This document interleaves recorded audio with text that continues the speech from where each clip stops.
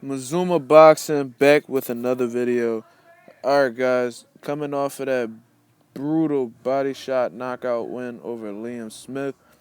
Now, as the fans, we get to think about who Canelo should be fighting next, man. So, I have some suggestions. I already seen it on Instagram, but I had these thoughts initially before I even seen these posts.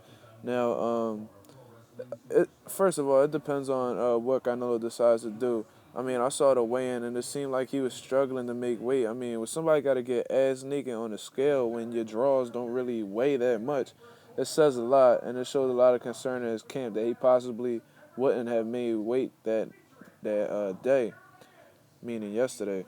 So, with that being said, if he were to stay at 154, then I don't see any point in defending his title against like Alvarez, Martirosyan. I mean, the only person I could see him defending that belt against that would actually seem reasonable is Demetrius Andrade, because they used to be Demetrius Andrade's belt, but he had been stripped due to his inactivity because he had some problems going on with his promoters. So that's the only logical defense I could see him doing. Other than that, I don't even want to see him at 154 anymore, man. Um, I honestly think that he's better off going to 160 because there are some people that are actually his size. Like, look at this man when he's in the ring. Like, the guy looked huge. He does not look like he belongs in that weight class anymore. He's 26 years old. He's young, so he could drain his body to whatever weight, 154. He could drain his body to make that weight because he's young and he's able to get away with it. But you can see that his body is growing, and he's just not built for that weight class anymore. 160 sounds really good right now. And if he were to come into the 160, the first opponent he should be looking right at is David Lemieux, and it makes the most sense. I believe David Lemieux is still with Golden Boy, so that's an in-house promotional. That's like an in-house promotional fight. That's gonna stay in Oscar De La Hoya's pocket, so I'm sure he wouldn't mind doing that. Bob Arum does it all the time, so it. I mean, I don't see why Oscar De La Hoya wouldn't do it. I mean, he learned a lot of his promotional shit through him because Bob Arum was the one who signed Oscar De La Hoya and made him a big name before he went solo. So, with all of that, I could definitely see David Lemieux and Canelo if they were to go to 160. If not, I wouldn't mind seeing oh man, it would be hard to watch, but I'll definitely look at Glenn Tapia. He just came off of that loss from Lemieux, but something for him to test the waters. I mean, he would definitely have no problem. He would definitely be comfortable in that division. I think he'll grow into that division pretty quick. And honestly, I already think he's built for that division. I just think that he's starving himself and on a really strict diet plan to make 154. So, who else? Who else would be? I mean, Willie Monroe just came off of a win against Gabe Rosado in the fight prior to the main event. And even though I don't see it being competitive, I mean, again, he could go test the waters.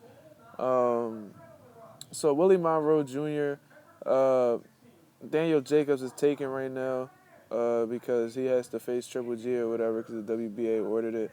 So that's out of the question. I mean, he could face Kid Chocolate, but from what I've seen, Peter Quillen doesn't look like he's really into boxing right now. I think he just did a movie or whatever, and it looks like he struggles to make 160. So, I mean, I don't even know if he's going to come back to 160 pounds. He hasn't fought since he got stopped by Daniel Jacobs.